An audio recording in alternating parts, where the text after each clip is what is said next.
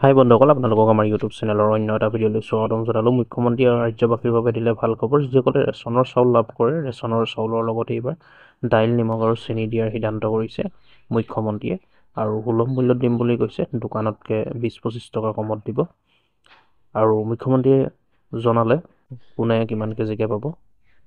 যাৰ 5জন পৰিয়াল আছে বা 5জন সদস্য আছে, তেওঁ 1 কেজি দাইল লাভ কৰিব, 20 টকাতে পাব বা 25 টকাতে লাভ কৰিব, 20-25 টকাৰ ভিতৰত।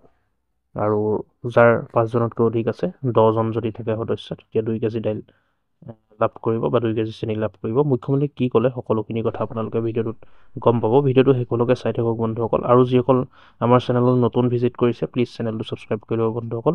আমি এনেকুৱা ধৰণৰ দৈনন্দিন ভিডিঅ' আপোনালোকলৈ দি থাকোঁ, তাৰ কাৰণে আমাৰ চেনেলটো ছাবস্ক্ৰাইব কৰি ল'ব। গতিকে ভিডিঅ'টো চাই থাকক, শেষলৈকে সকলোখিনি কথা গম পাব।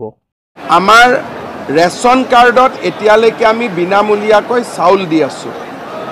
1 অক্টোবৰৰ পৰা আমি ৰেচন কাৰ্ডত দালি দিম, চেনি দিম আৰু নিমখ দিম।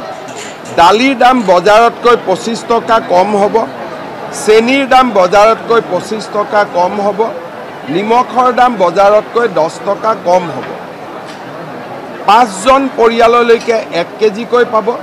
আৰু 5জনতকৈ যদি ওপৰত পৰিয়াল থাকে ৰেচন কাৰ্ডত, তেওঁলোকে 2 কেজি পাব। অৰ্থাৎ 5জনলৈকে 1 কেজি, 6জন হ'লে তেওঁলোকে 2 কেজি পাব। এই ব্যৱস্থাটো আমি 1 অক্টোবৰৰ পৰা আৰম্ভ কৰিম, যাতে দুখীয়া মানুহে ঘৰো পাব পাৰে, অৰুণোদয় পাব পাৰে। আমাৰ ৰেচনত চাউলে অকল নহয়, দালি নিমখো পাব পাৰে।